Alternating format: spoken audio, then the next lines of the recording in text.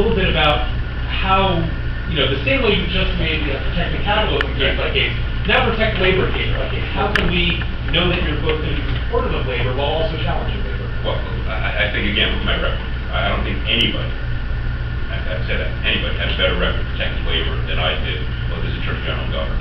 The wage cases we made completely redefined the purpose of the Labor Bureau of the AG's office. And in particular, the protection of the lowest earners in our society. In cases we made the delivery men at the supermarkets, the folks who work in the bathrooms attendants in 24-hour stores.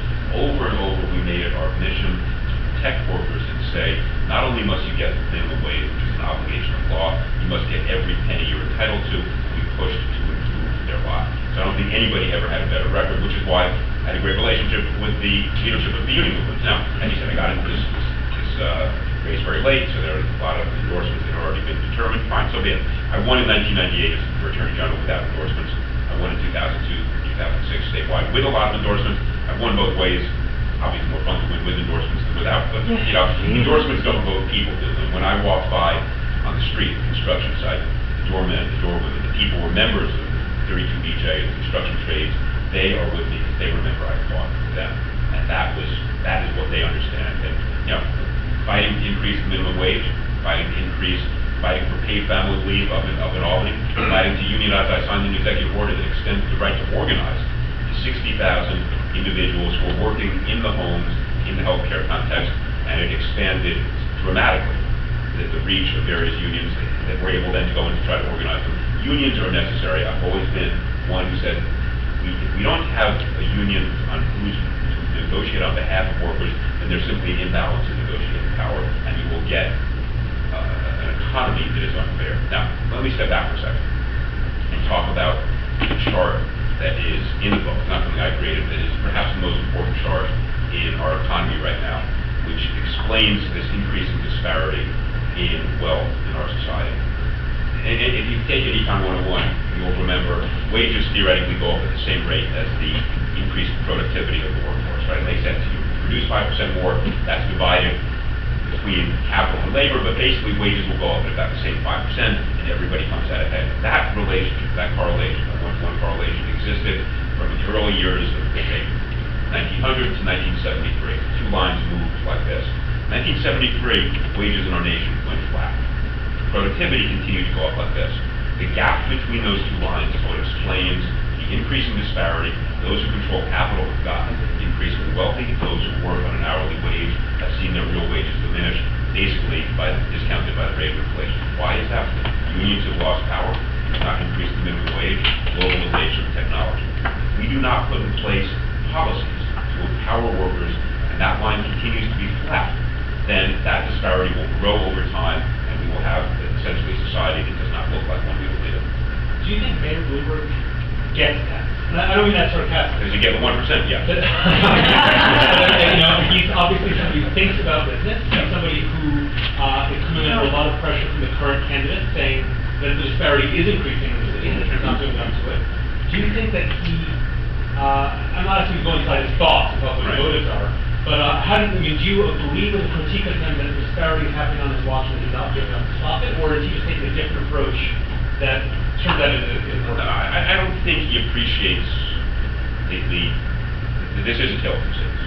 That we are, I mean, when you look at the number of folks who are living in poverty, the number of folks who are working part-time or struggling, this is a dynamic that does not serve the city well long-term. I don't want to attribute ill motives to him. And I disagree with him on a whole lot of stuff, from Midtown zoning, where I think he's pushing through something that just doesn't work, doesn't make sense from an urban planning perspective, the stadium on the west side, to many of his educational policies, stop and frisk, where I think he and the police commissioner have just been blind to the constitutional issues and some very significant constitutional values that are there. I don't think, it's fair to say, he's not somebody of ill will. I mean, he wants people to do better. He has a different theory of economic growth, and somehow always says what I presumably believe, which is that if you were to raise minimum wages, there'd be fewer jobs created, and therefore long-term less wealth created at large. I think he's wrong. And so I think he just doesn't understand that the great story between 1945 and 1980, let's say, of the creation of the middle class depended upon forced sharing that was a result of the social safety net that we created, increases in the minimum wage, and the power of unions to say on behalf of workers, we deserve more. And I think that is the story of that great chapter. You know, it's a great chapter in some ways, not every way, but of that mid part of the last century where the middle class really was created. And the Tale of Two Cities that you mentioned obviously is a theme that several of the candidates, especially the Lavazia, which is democracy from New York City has endorsed, are espousing, and that Freddie Ferrer spoke about a lot both in 01 and 05 campaigns, I believe. We're looking back over the last few city elections. We think that you as a state elected officials, so we haven't had you weigh in the same way on city fights. Did you support the opponent, Mayor Bloomberg, each time, or did you stay out of those city races? I guess in the governor, you want to stay out. I supported the Democrat in every one of those races.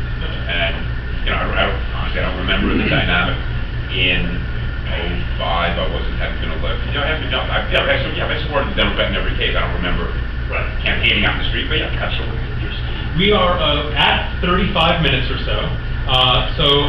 The final question is really an open one to you. You get 2 minutes to tell us whatever else we forgot to ask or whatever else you want to send us off with. Again, just so you know, Democracy from New York City has an endorsement process that begins tonight, I believe, and goes for about a week for their members. Living Liberally does not endorse, and Musherback now is endorsed in the primary, but their members are obviously members that come out for races like this. So, 2 minutes, floor is yours. All right, well, look, I thank you for inviting me. Going 35 minutes, about 45 minutes. I used to say, you watch my 1 hour show, you get a lot of TV. It is, look, my career in government has been one where, for me, politics is a cause, not a profession. I got into this, and I get into this, not because it's easy. Obviously, it's not. You know, it's been a maelstrom. I knew that the issues that have been raised would be raised. I knew I would look into the eyes of the public and say, please judge me on the totality of my political and governmental career. And if you choose to ask me to come back and serve, I want to. I do it not because it's easy, but because I believe in certain things very deeply. I believe that from the position of controller, I can continue to do what I have done as Attorney General and Governor, which is to fight for a just society, one where we distribute economic rewards based upon how hard people work and what their qualifications are, not how much they've been given at birth, or not based upon some randomness that is not necessarily fair. And that is what I did as Attorney General, whether it was economic justice in the form of protecting workers, whether it was protecting civil rights, whether it was ensuring integrity in our capital markets, fighting the hard battles. I've never shied away from tough battles. Whether it was Wall Street, or driver's licenses, or the environment, we did things that were new, that were different, that deserved to be said. And that, I think, speaks to my qualities as a candidate, somebody who led and was willing to stand up and be heard when it was easy or not. That is what I would offer you as controller, somebody who could reimagine the position. It's been kind of sleek. I don't say that to be critical of those who held the position, but I think there's much more that can be done if you begin with the premise, as I did, that money is in fact power, that we need to use our control of the money much more effectively. $140 billion that is in the pension funds, radiating out to all the pension funds in the nation that can be brought together, just as I did as Attorney General. I know there's much being said, oh, he doesn't work well with others. Dead wrong. When I was Attorney General, most of the cases we made that were instrumental, that were fundamental, that were transformative, we did with other states, sometimes all 50 states.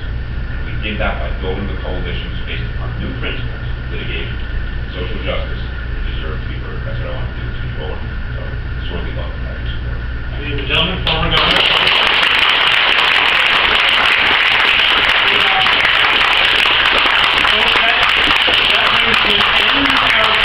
You're welcome to stay as long as the former governor can stay. I don't know. You're welcome to talk to him, ask him questions in the hallway. You're also welcome to stay, talk.